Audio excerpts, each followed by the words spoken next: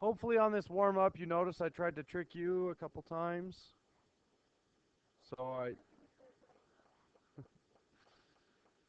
Okay. So, can we factor the first one? What do we call a quadratic that looks like this? I said it yesterday. It was the title of your assignment yesterday. Difference of squares.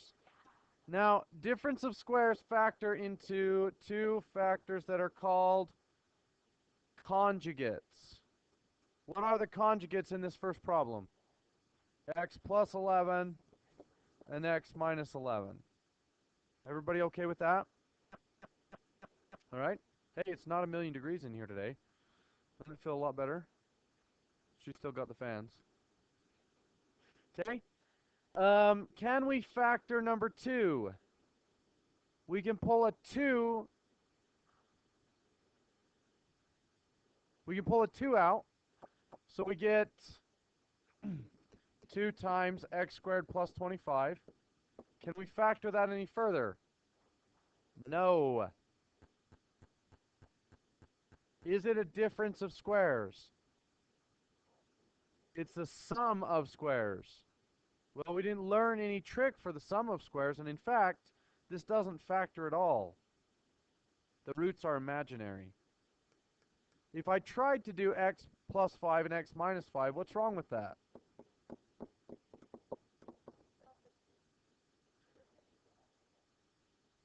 Well, what is 5 times negative 5? Negative 25, so that doesn't work. What if they were both plus? It wouldn't cancel. We would get 5x and 5x, which makes 10x. What if they were both minus? Then you'd get negative 10x. They wouldn't cancel. So this one actually stops there. You can factor out a 2, but after that you're stuck. If you were to graph that quadratic, it would miss the x-axis entirely. Right. If the 25 were negative, then it would be factorable. Okay, good. What about the third one? 3x and 10y. 3x plus 10y. That one did work because it was a perfect square and a perfect square with a subtraction in between. Good. On the next 3 problems, we're going one step further. Can I factor x squared minus 1? Yes. It's a difference of squares. So we have x minus 1 and x plus 1. What are the roots? X equals plus or minus 1. Okay. Good. What about the next one? No, I can't do it. It's a plus. Can I pull anything out? No. So this one, every quadratic has roots, but these roots are unknown. Now, if we use the quadratic formula or completing the square, we would find out that, in fact, it has imaginary roots. Every time you have a sum of squares, like this x plus 25, this one, or this 4x squared plus 49x squared plus 4, anytime you have a sum of squares, the roots are imaginary. So it's not factorable. Okay? What about the next one? Can I pull anything out? I can pull out a 5 and an x. What's left? 9x squared minus 4. Is that a difference of squares? Yeah. So 5x times 3x plus 2 and 3x minus 2. Everybody okay up to that point? All right. So what are my roots? 0. Where does the 0 come from? And the 5 didn't affect it. It's really just the x that gave me a 0. So x equals 0 and plus or minus 2 over 3. You guys understand where that 2 over 3 came from? We subtract the 2, divide by 3, add the 2, divide by 3, x equals plus or minus 2/3. Okay? So remember the rule you learned about these two.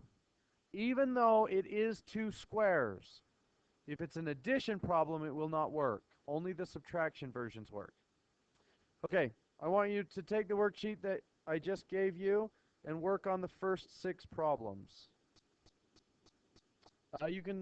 No, your warm-up is just part of your notes. So you can turn in yesterday's assignment if you'd like, but don't turn in the warm-up.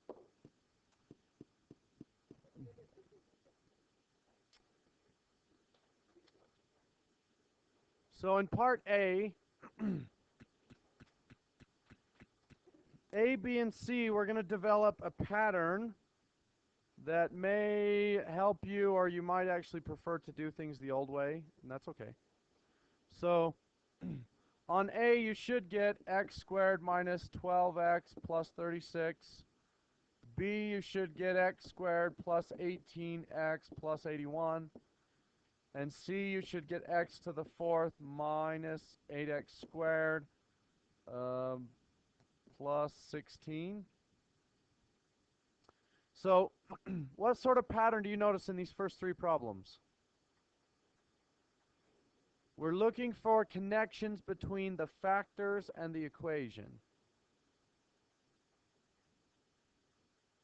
So what do you notice with these numbers and the equations that follow? The middle number is double, and the last number is squared. Okay? So the pattern you notice in A through C, the middle number is double what the factor is, and the last number, the constant, is the square of the factor. Okay? So in general, if I had x plus b squared or x minus b squared, my equation would be x squared, and then either plus or minus, depending on what my equation is. What would my middle term look like? 2b. This is the second question. 2b, and then is it going to be plus or minus or... Oh, and then I need an x, thank you. Plus b to the second.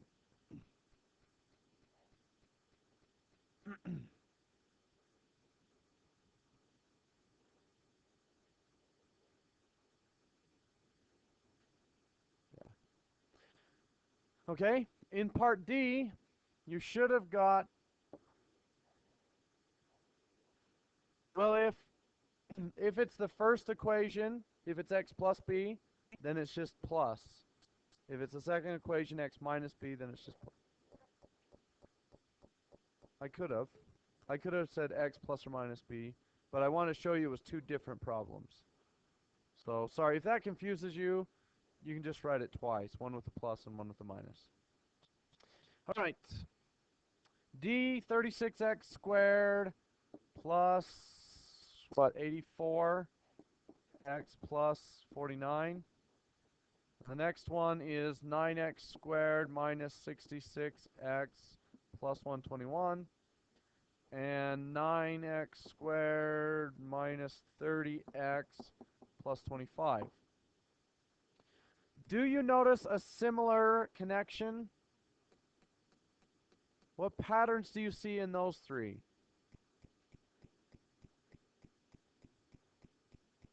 Okay, let's do the easy part first. Where does that first number come from? The square of the first coefficient. So in part D, we squared the 6 to get 36. We squared the 3 to get 9. And we squared the 3 to get 9. What about the last number? It's the square of the other side of the factor. Square, square, square. And the middle term, where does that come from? It's the coefficient times the constant doubled.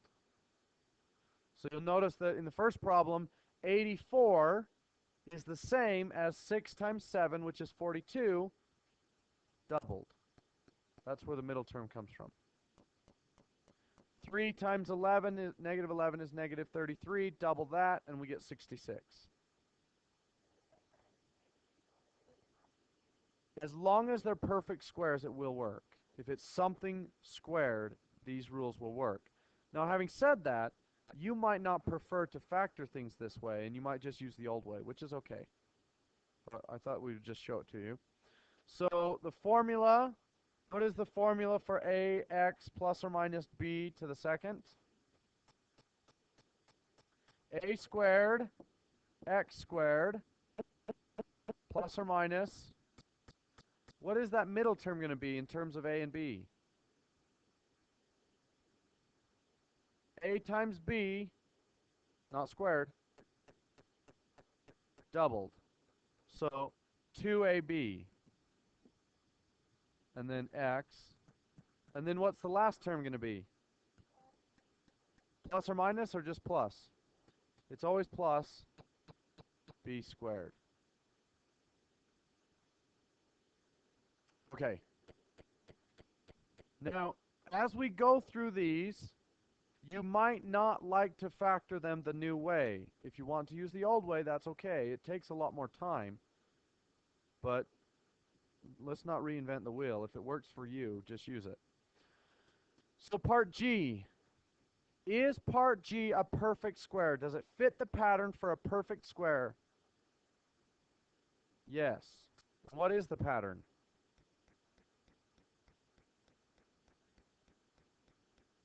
Is the square root of the last number times 2 the middle number? And it's a little bit dangerous to do it that way because of that negative. So it's probably a better idea to cut the middle term in half and then square that. Because then that way you know whether you're going to do a negative or a positive. So if we take 10 and we cut it in half, negative 10, we get negative 5. Is negative 5 times negative 5 25? Yeah. So this one is going to factor into x minus 5 to the second. Or you could write x minus 5 times x minus 5.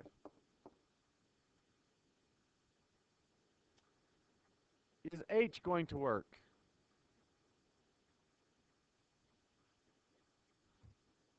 X plus 12 to the second. Is 12 times 12 144? Yeah, so that one works. Yes.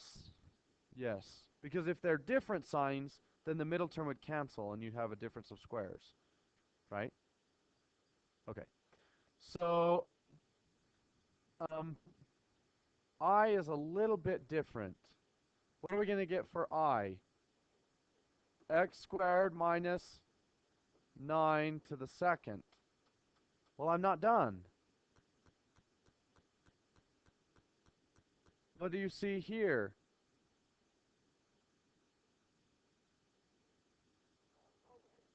A difference of squares. And how many difference of squares do I have?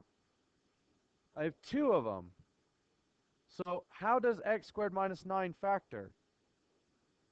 So x minus 3 times x minus 3.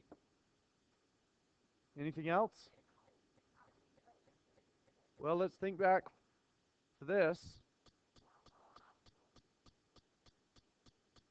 Cheyenne. If we have something squared minus something squared. Right. We factored x squared minus 9. Oh. Here I am thinking you're crazy. Sorry. Yes, it should be a plus. All right. But that's not everything. We have 2 versions of that. So we need to write it again. So if you really want it, well, I have 2 of those, right? Right. So we could say x minus 3 squared and x plus 3 squared. Yes.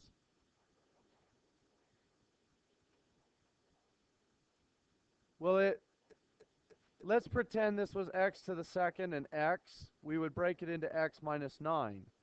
Well, that's going to change. If we change this to a squared, then that becomes squared and this becomes to the fourth.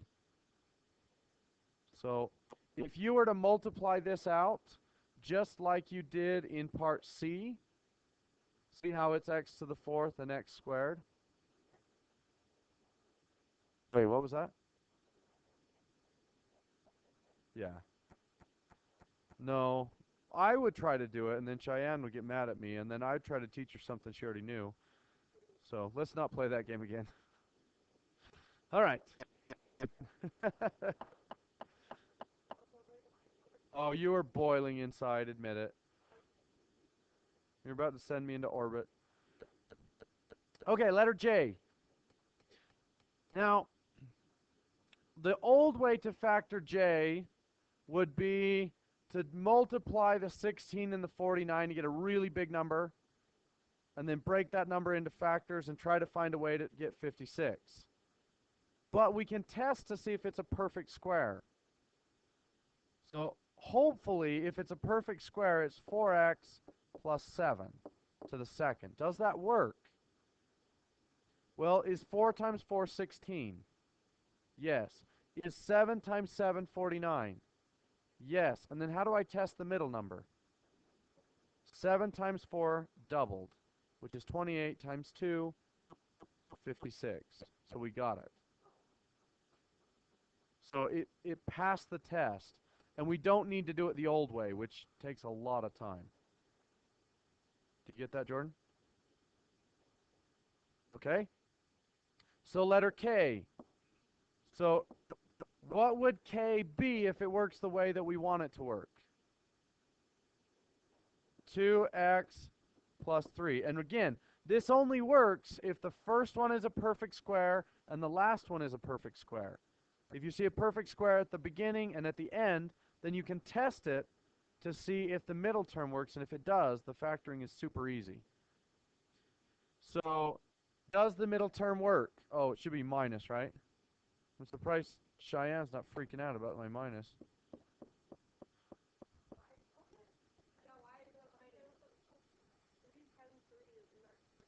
Negative 3 times negative 3 is 9. But it is. Yes, Ren? Oh, yeah, the other one should be a minus 2. Man. I'm going to retire. I'm just going to quit. Okay, yeah, they should both be negative. So does this one pass the perfect squared test? So 2 times 2 is 4. Negative 3 times negative 3 is 9. What about the middle term? 2 times 3 is negative 6. Doubled is negative 12. So it works. What if it didn't work? We'd have to do the trick where we multiply the two numbers together, and it may or may not even have an answer. Okay, next one.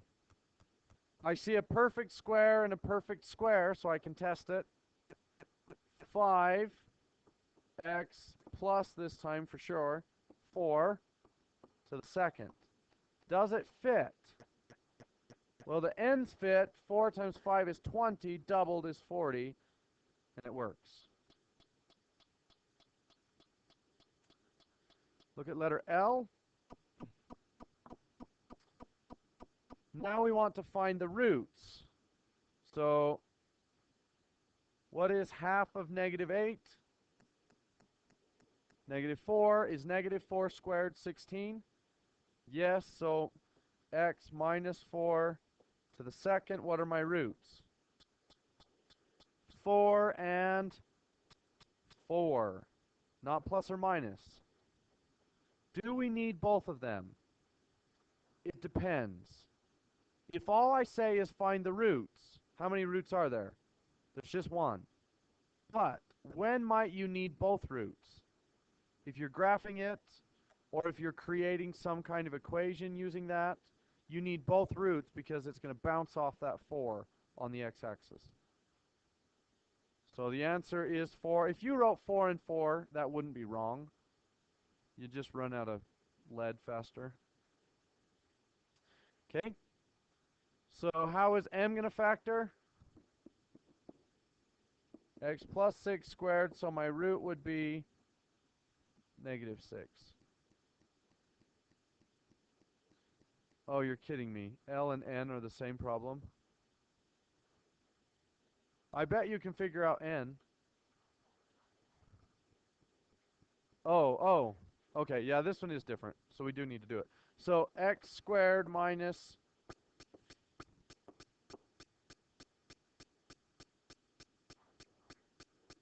It's supposed to be a 4.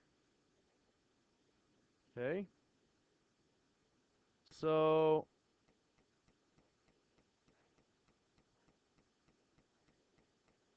Yeah, so it's x minus 2 times x plus 2, and x minus 2, and x plus 2. Because we have this is one version of that, and this second one becomes these.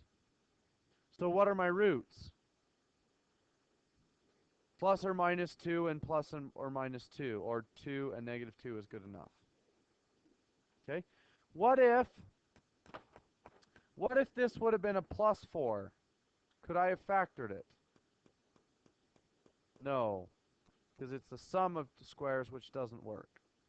Okay?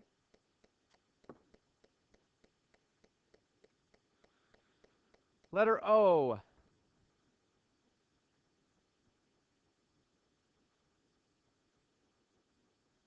Take out a 3. So 3. Do I need the 3 in my answer? Why do I not need it in this case? I'm finding roots. If it said factor, would I need the 3? Yes, because 3 is a factor. But when we're finding roots, if we pull out a constant, that constant does not affect the roots unless there's an x in it, and there's not in this case. So 3x squared minus 8x plus 16. We already know that one from the one above. So it's x minus 4 to the second, which is just 4.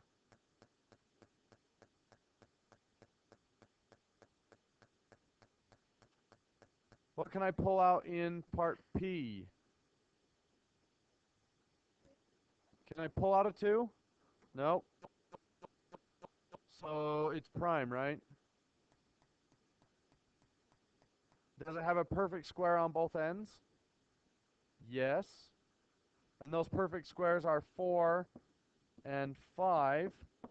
Does that pass the test to be a perfect square? I do mean 2x. That's what I wrote, guys. Just see? Thanks. 2x minus 5. Does the middle term work? 2 times 5 is 10, and we double that, and we get 20. So it does work. So what are my roots? Plus or minus 5 halves.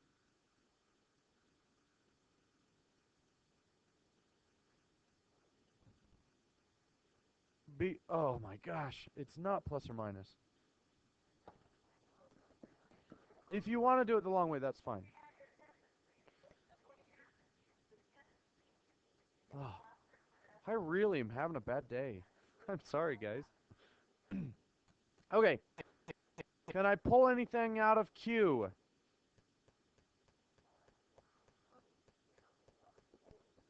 Two x. If I pull out a 2x, do I need this 2x for my answer? Yes, I do.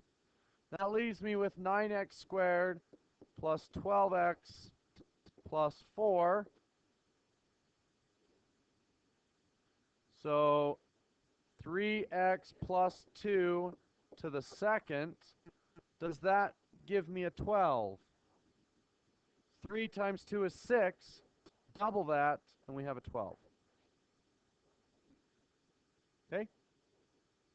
So what are my roots? 0 and -2/3. Hey, I did one right. Don't tell me. I've had a bad enough day. Okay, this is due tomorrow.